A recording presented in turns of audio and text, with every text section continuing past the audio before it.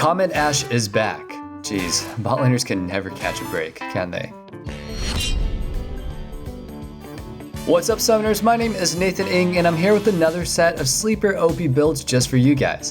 Like always, we're going to be going over a bunch of builds that not enough people are using, and this time it's just on patch 10.11. If you want that edge over your opponents, then well, this video is just for you. Real quick though, I want you guys to know that we have our own Discord server and subreddit. Check out the description to find the links to join one or even both, and we would love to connect with you guys. Next up for our question of the day, what's a build that doesn't really work but you really wish was viable? For me, a few Zeal items like Rapid Fire Cannon and Static Shiv on Hecarim makes it a lot more fun to play, but feels kind of bad being one-shot as a Hecarim, but not that bad one-shotting people as Hecarim. Anyway, let us know what your answers are in the comments down below, and with that all being said though, let's go ahead and jump right into the video. Beginning with the top lane, we've got new builds and new picks even. While Warwick top wasn't completely unheard of, we can all agree that he's not a very popular champion in the top lane. The advantage of running Warwick in the top lane is that he fares pretty well against a ton of different champions. Warwick has an immense amount of sustainability to his kit, allowing him to take extended fights against opponents, or alternatively just tanking some damage and then healing back up with his Q. Perhaps one of the strongest aspects of picking Warwick top is the fact that he's an unexpected champion in the champion select. I'm fairly certain that 99% of players automatically assume that Warwick is going into the jungle anytime he's picked during champion select. As a result, this baits the enemy junglers into revealing their champions earlier on in the drafts. Also, Warwick top is quite unpopular, like me in high school. Players will typically play either too aggressively or too passively against a champion that they aren't very familiar with. They either give you too much respect and that lets you free farm, or they don't respect you at all and you just pick up some free kills. In the case that Warwick top ever becomes popular, then he'll definitely lose his edge. So make sure to take advantage of it now while you can. For runes, run Press Attack, Presence of Mind, Tenacity, Last Stand, Bone Plating, and Revitalize. For items, you want to build a Titanic Hydra, Thornmail, Ninja Tabby, Randuin's Omen, Spare Visage, and Guardian's Angel. After building a Titanic Hydra and Thornmail, however, you basically are able to freeform the last items. Build whichever tanky items you think are best suited for each individual game. Okay, this one's a little bit weird, but SHACO is yet another jungle champion that we've seen pop his head into the top lane every once in a while. AP SHACO top with CONQUEROR has surfaced as a rather new build, and honestly, it's pretty wild. I don't think any of us could have ever seen this one coming, but if it works, it works. SHACO builds up CONQUEROR stacks easily with his boxes, and the way it works is that, well, each box counts as a single ability cast. In other words, a single Jack in the box can only provide SHACO 2 stacks of CONQUEROR. However, SHACO's top lane playstyle revolves around baiting his opponents into several boxes if possible. By laying down traps effectively, opponents will either walk into several boxes at once or bump into them one at a time, allowing SHACO to rack up those easy CONQUEROR stacks.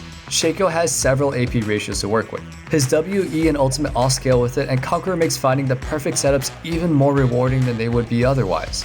For runes, run CONQUEROR, Presence of Mind, Legend Alacrity, Last Stand, Mana Flow Ban, and Transcendence. For items, build a Hextech Proto Belt, Sorcerer's Shoes, Liandry's Torment, Zanya's, Rabadon's, and a Void Staff. Hextech Proto Belt and Liandry seem like an odd combination, and honestly, kind of is. However, with SHACO specifically, it sort of makes sense.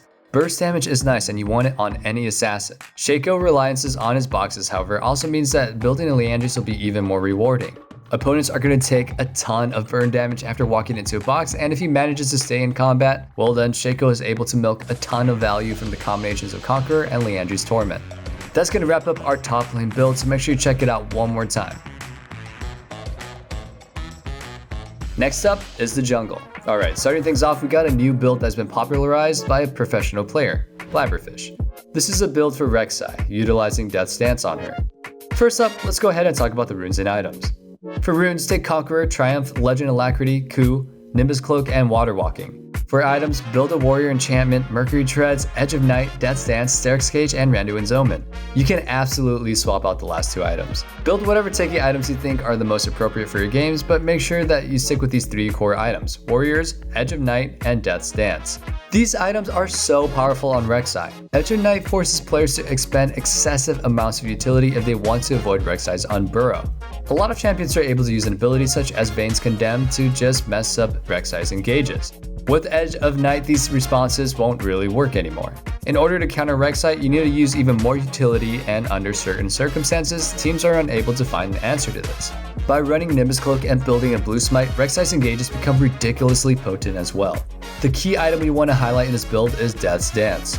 REK'SAI deals a ton of damage, but it's also inevitable that she'll be receiving a ton of damage. Death Stance provides REK'SAI with all of these stats that she needs. It also synergizes extremely well with her E. If REK'SAI casts E with Maximum Fury, then she deals true damage. So with Death Stance, she's able to heal a nice chunk of her health whenever she's able to do so.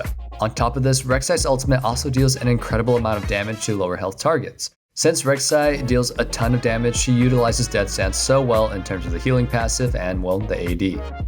Next up in the jungle is Electrocute MAOKAI. MAOKAI, as a tank, deals less damage than a carry jungler. This is rather natural because they're not designed to deal an absurd amount of damage after all, but sometimes feels like they do.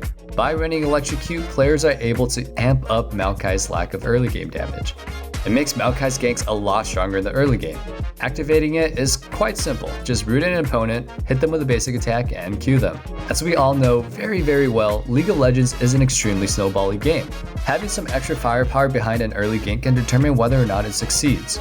Successful early ganks can lead to snowballing opportunities, and ultimately, MAOKAI can still be a powerful tank without even having a defensive keystone. For runes, run Electrocute, Cheap Shot, Zombie Ward, Relentless Hunter, Presence of Mind, and Legend Tenacity. For items, build a Cinder Hulk, Mercury Treads, Lianchi's Torment, Zanya's Hourglass, Spirit Visage, and Thornmail. And that's it for the jungle build, so check them out on the screen one more time as we put them up for you. Give them a try and save them if needed. Next, let's go ahead and talk about the mid lane. I got one for you guys. What's worse than a Pantheon crushing you? Well, a really fast Pantheon crushing you, I would say. Pantheon is a champion who already deals an incredible amount of damage. By giving him some extra mobility rather than damage, players are able to challenge a wider roster of picks with him. Especially against squishier champions, Pantheon already has enough damage to kill them. What he's lacking instead is the movement speed to continue chasing them down a lane. This isn't a build that is the best in every single case, but it's definitely one that you guys should try on him. Maybe you'll end up liking it more than whatever you're used to on him. Like many other champions that this rune has become popular on, Pantheon has an easy time activating Phase Rush. An Empower W doesn't instantly activate it unfortunately, but a stun followed up by 2 other attacks or spells is both reliable and simple. What this keystone does well for Pantheon is that it allows him to be more tricky with his trades. Instead of committing to all-ins, he can instead use his abilities to immediately run away and avoid taking damage in return. Let's run through this build real quick. For his runes, you want to run Phase Rush, Mana Flow Band, Absolute Focus, Scorch, Cheap Shot, and Relentless Hunter. Absolute Focus and Scorch are an absolute must on Pantheon, especially if you're running the Sorcerer tree. Ultimately, you are giving up some damage by taking Phase Rush over Keystone like Conqueror. But by running Absolute Focus and Scorch, you help offset this, and they honestly fit Pantheon's playstyle quite well. Pantheon will usually look for some poke with the spears, and well, Scorch will make his damage stick on enemies better. Pantheon is also notorious for being able to minimize the damage that he takes during trades with the Z. He's able to stay healthy, as I hope that all of you guys are during this time, and he utilizes Absolute Focus very effectively. For items, you want to build Ghostblade, Mercury Treads, Black Cleaver, Edge of Night, Lord Dominic's Regards, and Guardian Angel. Next up we have Death Stance Talon. Instead of the good old 100-0 bursty assassin Talon that we know, this new version of Talon proves to be annoying in his own way. Talon, as we all know, deals plenty of damage. This build makes him much harder to kill while allowing him to retain an insane amount of burst damage. For his runes, run Conqueror, Triumph, Legend Tenacity, Last Stand, Taste of Blood, and Ravenous Hunter. Talon's AD ratios are absolutely nuts, and it's incredibly difficult to pass up Conqueror as a result. Although he's a quote-unquote assassin champion, Talon proves to be a tough duelist at times as well. Extended trades go pretty well for him, and this sustained focus build setup pushes Talon into a slightly different direction than we're used to, which doesn't sound very fun at all. For his items, build a Ravenous Hydra, Boots of Mobility, Duskblade of Drakthar, Death Stance, Guardian Angel, and Black Cleaver. The key is to make sure that you rush your Tiamat, then build the other items, and then complete your Ravenous Hydra at the end. You're already going to have plenty of sustain with this build, and it's more important to make sure that you spend your early gold on the more important items. And that covers our mid lane build, so once again take a look on the screen for a recap. Next, let's run through the bottom lane. COMET ASHE is making its big return on Summoner's Rift. With the immense success that Lethality Varus has been finding, it's only a matter of time before more obnoxious lane bullies found their way to the top of the bottom lane meta. Arcane Comet is extremely easy for ASHE to make use of. Her volley is an iconic ability as a result of its simplicity. It has high range, it's easy to land, and it also slows foes. This makes it the perfect tool for activating Arcane Comet, as even opponents who are prepared for it can't really avoid it as a result of the slow. Win lane, win game, as they say, and this build says so too. For runes, take Arcane Comet, Mana Flow Band, Transcendence, Scorch, Presence of Mind, and Legend Bloodline. For items, build a Trinity Force, Berserker Greaves, Essence Reaver, Runeans, Infinity Edge, and Mortal Reminder. The first two items you rush are extremely important with this build. Trinity Force and Essence Reaver as your first two items will provide 40% cooldown reduction instantly. Not only does this allow you to spam volley, but this also allows you to spam your ultimate. Hard engages are one of the most effective ways Ashe players can carry games, and this build capitalizes on this particular strength of Ashe. Next up is MANAMUNE DRAVEN. This is a build that we've talked about in our previous videos, but it has still yet caught on. What makes this build so strong is the extremely low price point of MANAMUNE. Once you finish stacking the tier component and the item is upgraded into Muramana, any champion that utilizes mana hits a powerful power spike. Since it's so cheap as well, you're able to build other items and get ahead of the other champions that you're laning against. There's also some synergy to consider. Before we briefly mention what that is, we need to talk about the build first. For runes, you want to run Halo Blades, Taste of Blood, Eyeball Collection, Ultimate Hunter, Legend Bloodline, and Presence of Mind. Halo Blades synergizes so well with Muramana's passive effect, allowing Draven players to stack massive burst damage at the beginning of fights. MANAMUNE also synergizes with the Presence of Mind rune, providing even more bonus AD. Overall, the biggest strengths of this build are that the items are so cheap and it allows Draven to spike much faster than he normally would with other builds.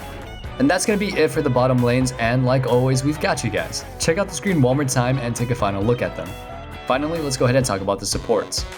There are many oddities in this world, and Bard is definitely one of them. His face is a bowling ball, so I guess he's quite literally an oddball.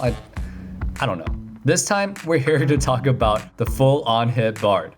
For all of you support players who just want to put on carry pants and pump out DPS, this is for you if you don't really like Senna. For the runes, run Electrocute, Cheap Shot, Zombie Ward, Relentless Hunter, Celerity, and Water Walking. For items, build a Shard of True Eyes, Boots of Mobility, Wit's End, Gnasher's Tooth, Deadman's Plate, and an Adaptive Helm. While this build initially starts off as an extremely aggressive high-risk build, you do come across and buying some tanky items later. The combination of Wit's End and Gnasher's Tooth makes Bard a threat that can't really be ignored. These items both provide a hefty amount of bonus damage to basic attacks. Bards early and mid-game are extremely powerful, and these items help complement this. Gnasher's Tooth isn't bad by any means either. The 20% cooldown reduction it provides is extremely valuable for any support really. Our final support build is Support Volibear. With this recent rework, we saw him disappear for a bit, and just like that, he's back and ready for some more. In spite of his upgrade, Support Volibear's setup remains eerily similar to the past one. The downside to this iteration of Support Volibear is that he no longer flips the opponents behind him. Shockingly enough, there's less kill pressure, but a lot of Volibear power budget was allocated to his ultimate instead. Volibear support is a walking Omwrecker now, and that's fine. Support is a role focused on utility, and Volibear's ult is one of the most valuable spells in the game right now. For his runes, run Aftershock, Fawn of Life, Second Wind, Overgrowth, Legend Tenacity, and Coup de Grace. For items, build a Pauldrons of White Rock, Boots of Mobility, Zeke's Convergence, Deadman's Plate, Knight's Vow, and Gargoyle Stone Plate. With the support section finished, we're going to be putting up the support builds on screen one more time for you guys. Check them out and save them if you need to. Thank you guys so much for watching. Make sure to check out ProGuides.com as well as our YouTube channel for even more informative content such as this. If you haven't already, make sure to subscribe and like this video so you can stay updated with any new content that we release. I want to thank everybody that has subscribed to ProGuides. You guys are awesome, and it's so great to have you guys as part of the family. Again, my name is Nathan Ng. Make sure you check out my Instagram and TikTok, sorry about the TikTok part, at Nathan_ing. Until next time, I'll see you guys on the Rift and in the comment section down below. Stay safe, stay healthy, peace.